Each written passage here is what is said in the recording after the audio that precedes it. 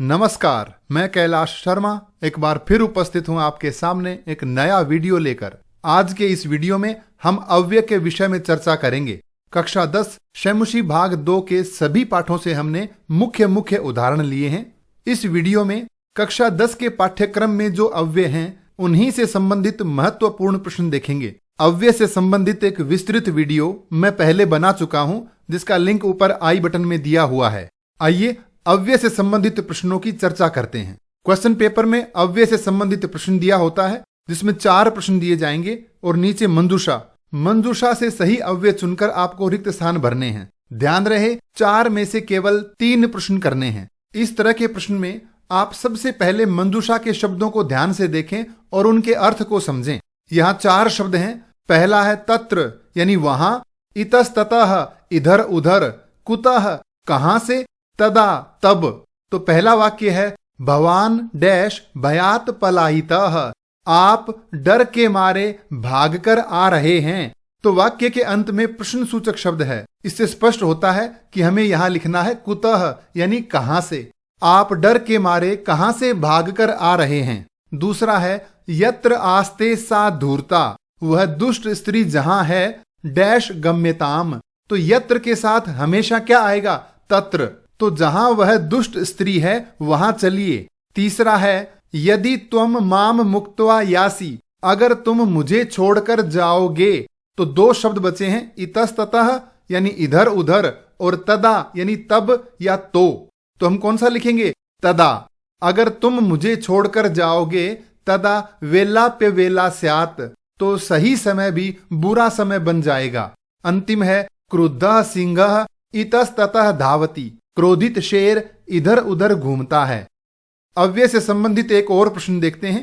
ये हैं 4 प्रश्न और ये है मंजूषा के शब्द हैं तरहि तो, च और, यदि यानी यदि, अपि भी।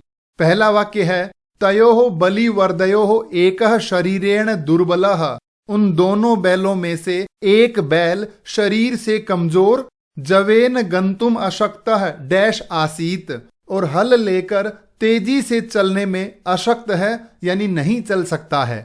तो एक ही बैल के बारे में 2 बातें बताई हैं, वह कमजोर है और तेजी से नहीं चल सकता है। तो 2 बातों के बीच में हम क्या लिखेंगे, च यानी और।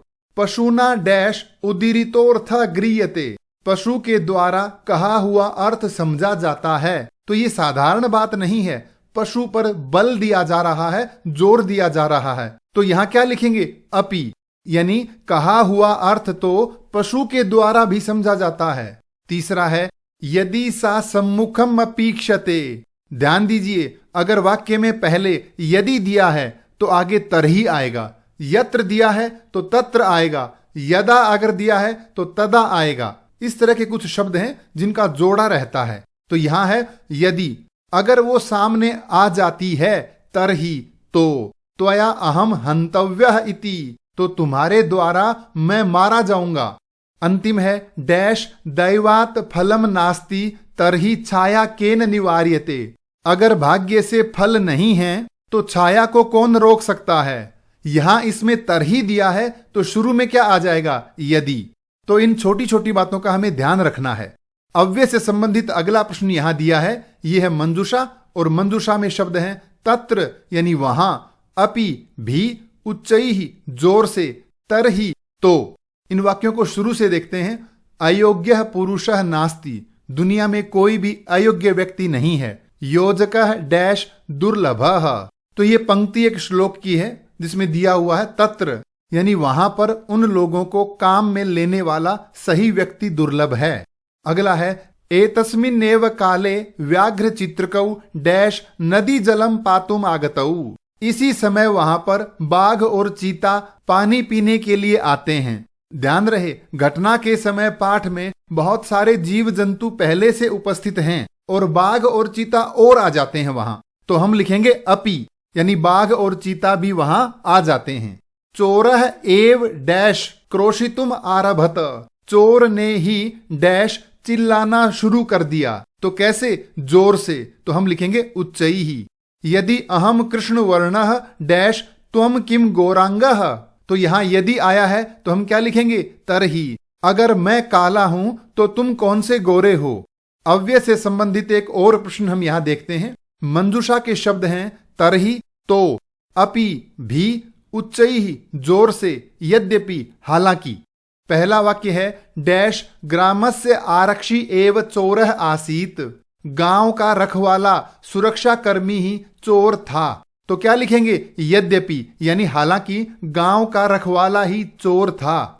त्वम वर्ष त्रयस्य कारादंडम लप्स्यसे। तुम्हें 3 साल की जेल की सजा होगी। इति प्रोच्य सह डैश अहसत। यह कहकर वह हंसने लगा। कैसे, जोर से, तो उच्चैः। अहम यदि, अब यदि आते क्या आएगा, तरही। अहम यदि तव संततिम न पालयामि तरही कुत्र स्युः पिकाः। अगर मैं तुम्हारी संतान का पालन न करूं तो कोयल कहां से हो। अंतिम है गजम वृक्षात वृक्षम प्रति धावंतम दृष्ट्वा सिंहः अपि हसति वदति च। हाथी को एक पेड़ से दूसरे पेड़ की ओर दौड़ता हुआ देखकर शेर भी हंसता है और कहता है। ध्यान रहे, अगर यहां च के स्थान पे रिक्त स्थान दिया जाए तो हमें ध्यान देना है 2 क्रियाएं हैं, हसती और वदती, तो दोनों के बाद हमें च लिख देना है। अव्यय से संबंधित यह है आज का हमारा अंतिम प्रश्न। मंजूषा के शब्द हैं सहसा, अचानक, अपि, भी, अद्य आज, वृथा व्यर्थ में, बेकार में। पहला वाक्य है केचिद अंभोदाह डैश गर्जंती। कुछ बादल डैश गरजते हैं। तो सही अर्थ के लिए क्या लिखेंगे, वृथा यानी व्यर्थ में, बेकार में। दूसरा है रे धूर्त, अरे दुष्ट डैश एकम व्याघ्रम आनीय कथम यासी। एक बाघ को लाकर ही तुम कैसे जा रहे हो। तो ये पाठ की पंक्ति है, तो हम लिखेंगे अद्य, तुम आज एक ही बाघ लेकर कैसे आए हो, मैंने तुम्हें 3 के लिए बोला था। पंडितः जनः अनुक्तम अपि ऊहति। विद्वान व्यक्ति बिना कहे हुए को भी समझ लेता है। अंतिम है गलबद्ध शृगालकः व्याघ्रः अपि डैश नष्टः। तो सहसा यानी अचानक। गले में बंधे हुए सियार वाला बाघ भी वहां से अचानक भाग गया। तो प्रिय विद्यार्थियों, ये थे अव्यय से संबंधित कुछ महत्वपूर्ण प्रश्न। मैंने कोशिश की है कि शैमुशी भाग 2 के सभी पाठों से अव्यय के महत्वपूर्ण उदाहरण लिए जाएं। तो ये था अव्यय। अव्यय से संबंधित कोई भी प्रश्न हो तो कृपया कमेंट्स में लिखकर अवश्य पूछें। धन्यवाद।